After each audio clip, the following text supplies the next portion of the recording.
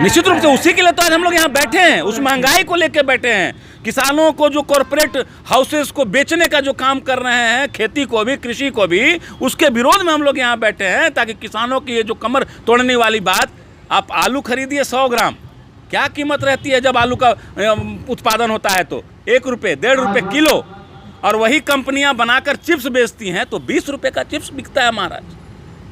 अरे उस जो चिप्स बनाते हैं, जो कंपनियां चिप्स बनाती हैं, इतने महंगे पैमाने पर जो ब्रांडिंग करती है, उससे जो पैसा कमाती है, उसमें किसानों को हक मिलना चाहिए, उसके मुनाफे में से किसानों को मिलना चाहिए, तब जाके किसान तरक्की कर पाएगा। आपने लोगों को केवल ठगने का काम किया है, इसीलिए आज हम उसके विरोध में, सरकार के विरोध में यहाँ बैठे हैं। जब सदन में आप उठाते होंगे आवाज़ महंगाई पर, तो क्या लगता है? जिस प्रकार से केंद्र में जो बैठी सरकार है, आम लोगों को ठगने का काम कर रही है, किसानों को ठगने का काम कर रही है, युवाओं को ठगने का काम कर रही है।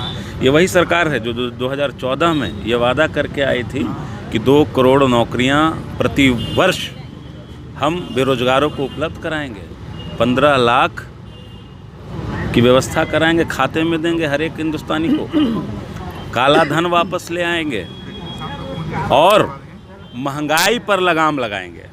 आज क्या स्थिति है? प्याज का दाम बढ़ने से इनकी सरकारें जा चुकी हैं। अटल जी के सरकार में प्याज का दाम बढ़ा था, सरकार चली गई इनकी, और आज क्या स्थिति है कि आज $66 प्रति बैरल है अंतर्राष्ट्रीय मार्केट में कीमत, और आज स्थिति यह है कि 100 रुपये पेट्रोल की कीमत हो गई है, डीजल की कीमत बढ़ गई, बेतहाशा वृद्धि हुई है। और जब हम 2014 में हमारी सरकार थी, उस समय $122 था कीमत जब, तब हम जाके पेट्रोल देते थे, डीजल देते थे, पेट्रोल 60 में देते थे और डीजल देते थे 45 में। तब ये लोग सड़क पर उतरकर प्याज का माला पहनकर हंगामा करते थे कि महंगाई बढ़ गई। आज क्या हालत है? 450 रुपये का सिलेंडर, 420 रुपये का जो सिलेंडर मिलता था, वह 950 रुपये का पड़ रहा है आम आदमी को। आज क्या स्थिति है? जो पेट्रोल 55 और 60 की मिलती थी, आज वो 100 की उपलब्ध है। डीजल 80 का, 70 का, 75 का उपलब्ध है। आज क्या स्थिति है? और इन सब चीज़ों के दाम बढ़ने से डायरेक्ट आम जनजीवन पर इसका असर पड़ता है, क्योंकि मालवाहक जो गाड़ियां हैं वो पेट्रोल डीजल से चलती हैं, तो डायरेक्ट उसका असर आम कंज्यूमर पर पड़ता है। और ये सरकार चिर निद्रा में सोई हुई है। किसान आज 4 महीने से आंदोलनरत है दिल्ली के बॉर्डर पर, लेकिन किसानों की सुध लेने का काम इस केंद्र सरकार ने नहीं किया। जिस प्रकार से काले कानून लाए जा रहे हैं, कानून को पारित होने के पहले ही अदानी और अंबानी का गोदाम खुल जाता है, बड़े बड़े गोदाम बनने शुरू हो जाते हैं। तो आप समझ सकते हैं जिस प्रकार से देश के संसाधनों को, मिनी नवरत्न कंपनियों को जिस प्रकार से सरकार बेचने का काम कर रही है। कितने एयरपोर्ट बिक गए, 4 एयरपोर्ट की बोली लग रही है, दिल्ली है, चेन्नई है, उसकी बोली लग रही है। मुंबई प्लेटफॉर्म टिकट जो 3 रुपये का मिलता था तो बहुत ज़्यादा महंगा लगता था, आज 30 रुपये का मिल रहा है। आप ये समझिए 50 हो गया, ये 50 हो गया। अब सोचिए कि आप किस स्थिति में आप है और ये देश किस स्थिति में जा रहा है। 80% लोग जो खेती पर और कृषि पर आधारित लोग हैं, वो 50-50 रुपये का प्लेटफॉर्म टिकट लेके प्लेटफॉर्म पर अपने परिजनों को छोड़ने जाएंगे। 950 का गैस सिलेंडर लाएंगे।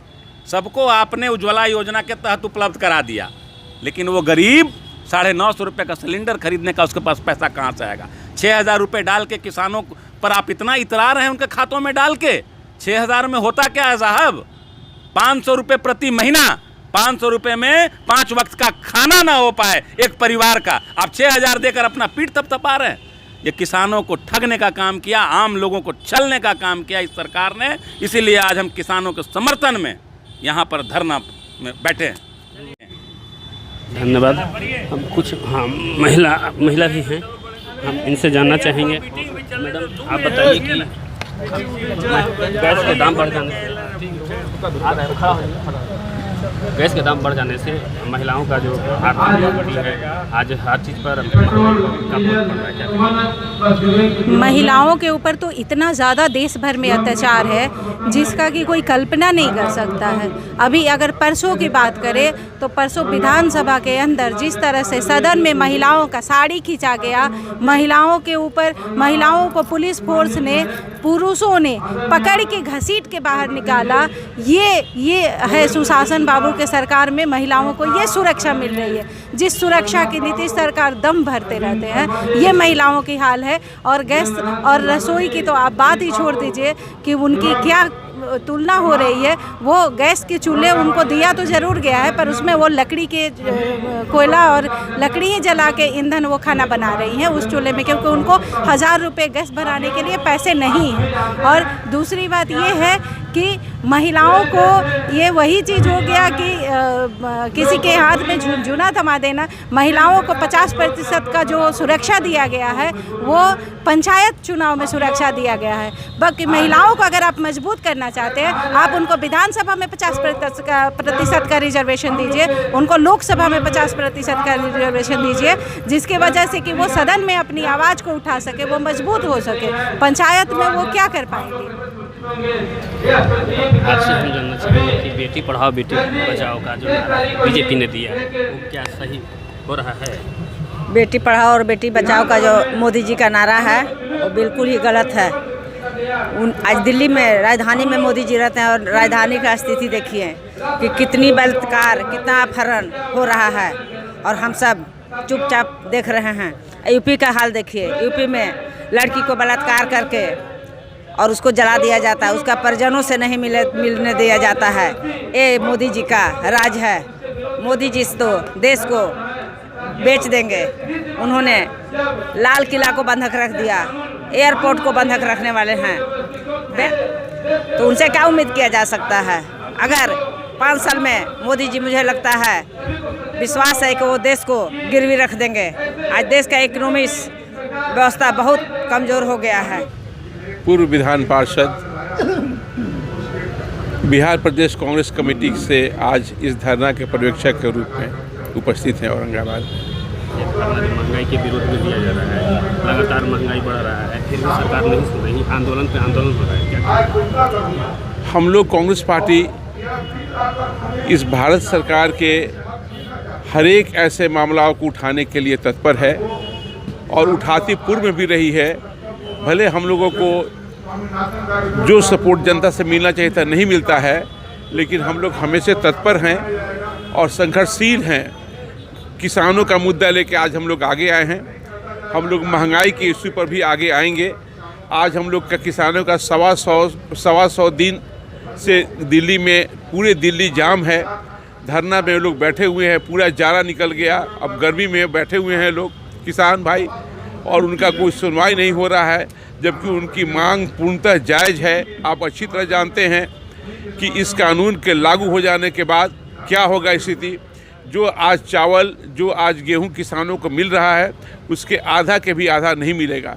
और बिहार सबसे बड़ा कोप का भाजन इस मामले में होगा, क्योंकि पहले से ही नीतीश कुमार ने हम लोगों के यहाँ पैक्स के माध्यम से धान की खरीद की इस तरह से कर दिया गया है कि 1850 के धान जो सरकार का रेट MSP पर तय किया गया है 1200 और 1100 पर लोग यहाँ पर भी बेच रहे होंगे, हमको जहाँ तक लगता है। तो ये हालत पूर्व से बना हुआ है। इसके खिलाफ आज हम लोग धरना दिए हुए हैं और हम लोग चाहते हैं कि किसान को उसका हक मिले। 1800 की जगह पर 1900 और 2000 रुपये का धान बिके, तब जाके किसानों को लाभ होगा। इसके सिवाय कोई हमारे पास दूसरा विकल्प नहीं है। लगातार रसोई गैस, कभी पेट्रोल, कभी ये सारा मार जनता पर पड़ रहा है। बिल्कुल लगातार आप पेट्रोलियम प्रोडक्ट का देखें तो एक्चुअल में दाम आज देखें, नेपाल में जो हम लोग से गरीब देश है, बांग्लादेश में इसके आधा दाम पर पेट्रोल और डीजल उपलब्ध है। आज हमारे बिहारी के लोग जाके नेपाल में तेल भरवा रहे हैं। जो हम लोग सभी खाने का सामान नेपाल को देते हैं, हम लोग तेल भरवाने के लिए आज हम लोग नेपाल जा रहे हैं। हालत ये हो गई है हमारे राज्य का। तो ऐसे हालत में ऐसे हम लोग राज्य सरकार को और ऐसे भारत सरकार को हम लोग मूल रूप से विरोध करते हैं और चाहते हैं कि 40 रुपये और 50 रुपये के रेट पर पेट्रोल और डीजल और गैस का दाम जो पूर्व में 450 रुपये का था वापस लाया जाए।